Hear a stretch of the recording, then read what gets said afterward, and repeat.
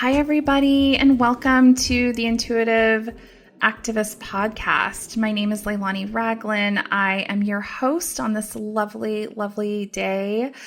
And before we dive into all of the incredible interviews that I've done over the last several weeks, I wanted to really take a moment to describe what has brought me here and what this journey has looked like for me over the last several months, but really my entire life. So real talk, and this is just true. And I think this is the point in the podcast where people decide if I'm for them or if I'm not for them.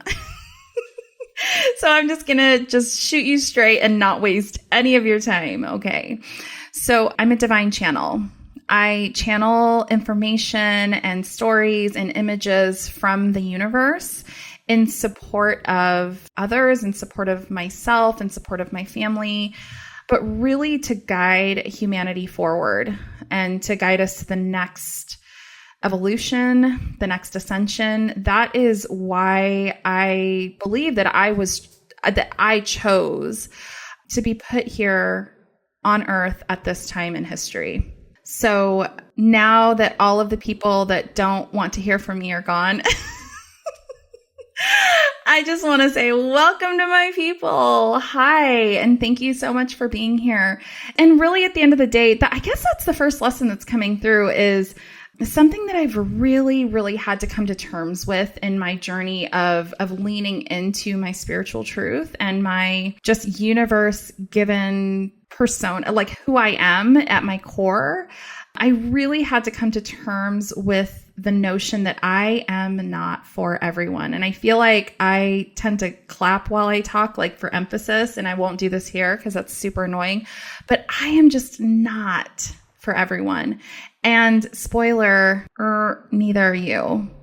Hate to be the one to tell you that, but it's so true. And I think the moment that I was able to just kind of like sit and sink into that truth of, like I am actually not going to be for everyone. Not everyone's going to like me. I am not going to please everybody in being who I truly am at my core. The moment I was able to accept that as a universal truth, that was the moment that I was able to step fully into who I am meant to be here in this realm at this particular point in history. And so with that, I want to invite you. Brene Brown is oh my gosh, I'm such a fangirl for Brene Brown. Brene Brown, if you're listening, I love you. And please, can we meet sometime? Brene Brown says a lot that resonates with me, but what's coming up for me right now is this notion of permission slips. And what would it take for you to give yourself the permission to not be for everyone? And how would that free you from whatever it is that is guiding your path that is not universe-led?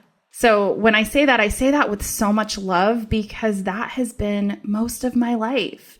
I am a queer, cisgender, mixed Asian woman, and I have spent most of my life caring for other people. I was actually just talking to a friend about this just an hour ago about this notion of rest and when the last time I actually rested was, and I cannot even tell you, because ever since I was a little kid, I have been taking care of other people. I have not taken a moment to rest, and I have been in this people-pleasing mode almost my entire life. I guess I could say I'm a recovering people pleaser because I still see myself doing that. And, I tend to be hard on myself and kind of spiral into shame when I do start to go into that people pleasing mode. But it's also something that I recognize does not serve me. And so how can we hold both, right? How can we be in constant growth and continue to stand in our power and continue to challenge ourselves to know better and to do better and to be better?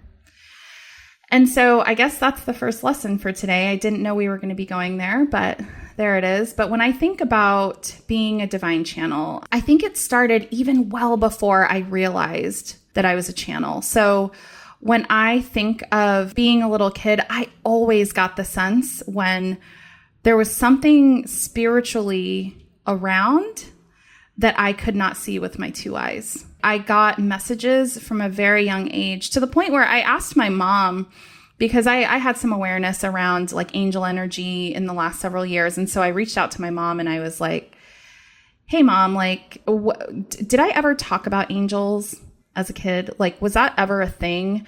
And my mom said, well, you didn't really talk about them, but you would always draw them. And I was like, what? Really? Like, why? How do I not know this? Why didn't you tell me this? And she's like, it never really came up. So mom, never really came up. But I guess there's this story of when I was a kid and I drew like giant angels on the wall with like crayon. And as I look back on it, I'm sure that that's because I was being communicated with from the ether, right?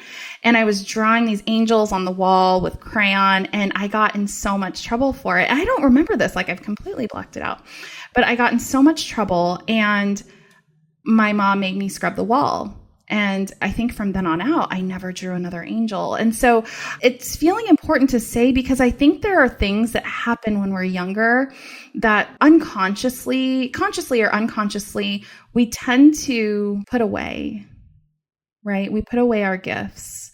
We kind of pack them away. I got in trouble that day. And ever since then, I could always sense spiritual presence, but I didn't allow myself to explore it. And, mom, I love you. It has nothing to do with my mom and that story in that sense, but just to illustrate that we have things happen. We get bumped and bruised along the way of our life. And somehow we forget who we are. We forget what our gifts are. We forget the big work that we're meant to do. We forget where we're from. And this podcast and this space that we're sharing right now is an invitation for you to begin to remember all of the gifts that you have been given that for one reason or another have been put away, right? So what could it look like for you to give yourself permission to bring those gifts forward today? And so with that, I will transition into the next part of my story. So that's like the very early stuff, right? Like, okay, something's up with this girl, like something is definitely different. And I didn't really understand the full extent of my gift as an etheric translator until this year. And specifically with the murder of George Floyd.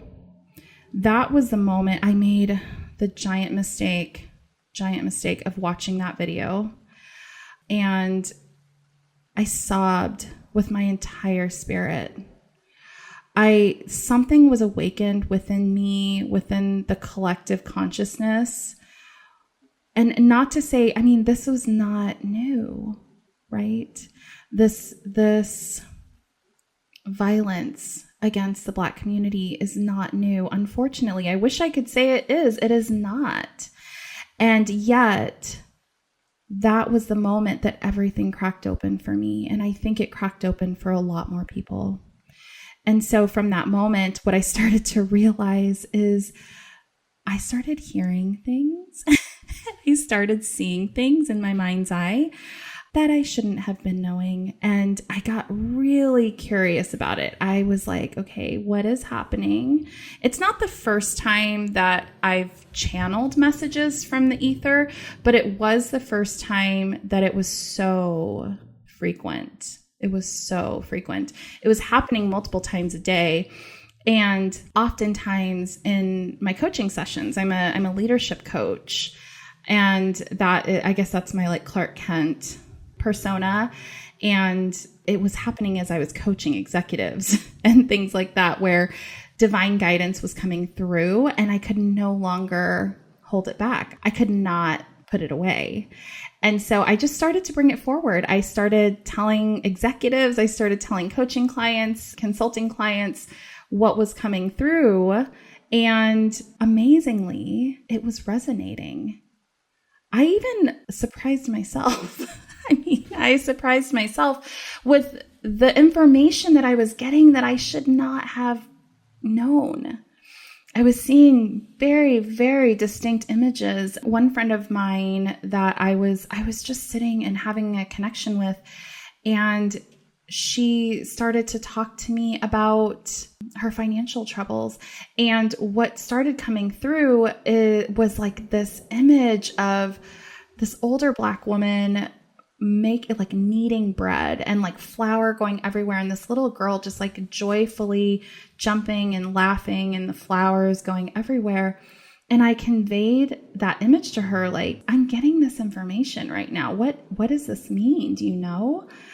And she just started to cry and said, that's my grandmother. That's me and my grandmother. And that is when I was a little girl. It's all I remember is her kneading bread. She was always baking bread. And me in her kitchen is some of my most joyful memories. And so that happened times like 300, 400, 500. Like it just kept happening. And I just started to get really curious and really started to unpack, like, what does this all mean? Like, why me? Why is this a thing? Why is it like, what am I supposed to do with this? I already felt so different. I'm a survivor of childhood trauma. I'm a survivor of sexual trauma, sexual abuse, and I just have always felt so different. And I didn't want one more thing to make me different. And so I kind of pushed it away a little bit as much as I could. But again, it just kept coming up. It kept resurfacing. And so finally, I just said yes. I stopped. I said, okay, if this is what we're doing, this is what we're doing. And it started to be really, really clear to me that every single one of these entities that came forward, they were all in service of humans here and animals and plants and all that. But really my work was around supporting humans. And so every single time I got into community with someone who needed a message, I sent it over. I just sent it over and said, hey, there's a message coming through. Are you open to hearing it? And of course, some people say no. And the vast majority of people say yes. And, it either came through or it didn't. And that is truly how this all started. It was just me saying yes and others saying yes to receiving. And then a few months ago, I met a dear friend of mine. Her name is Josette LeBlanc. She's a channel as well. She is also an energy worker and she has incredible offerings. So please do look her up. I started working with her, and what had happened after that, I could not have even anticipated. My life has changed so much since that fateful call with Josette. And really what had happened with us connecting is that my gifts just cracked wide open.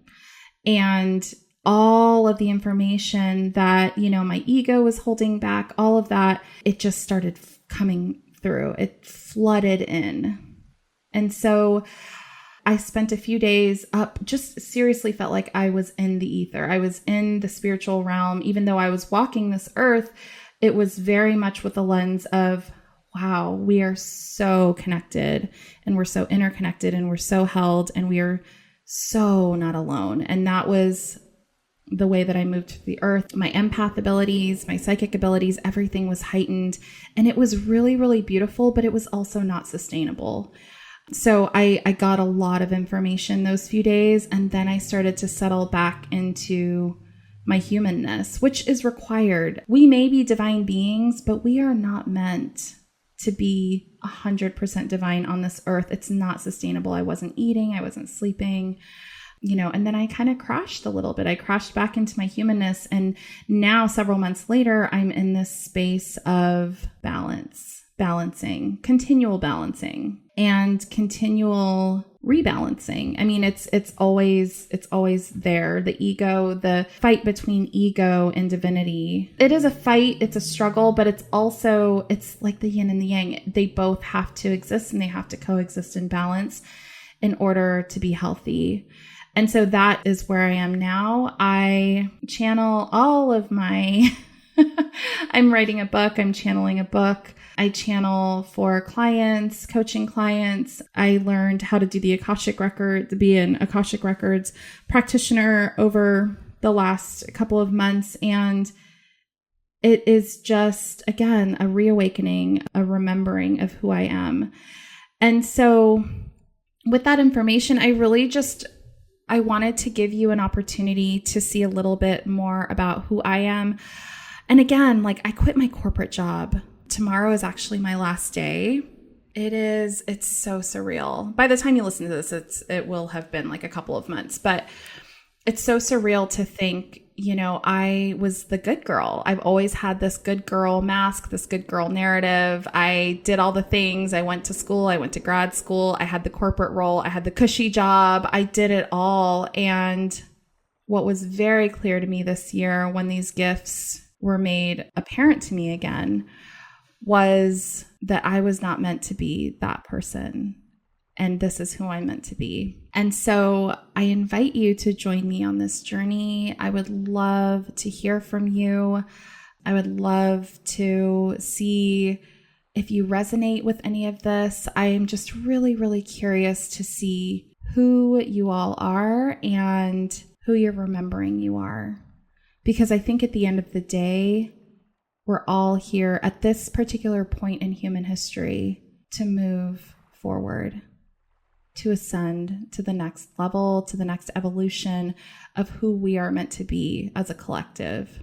And so anything that I can do to support that, any person that I can bring on this podcast to reiterate that is my goal, that is my hope and my vision for what I'm doing here. And so with that, I will leave you to it. I really, really hope that you get some clarity through this podcast. I hope you find a place to belong. I hope you find your people here, because truly this notion that we are separate, that we are alone in this world is simply false.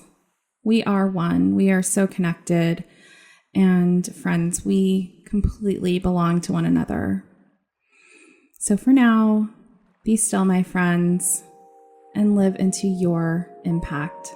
So good chatting with you today, and I'll talk to you soon.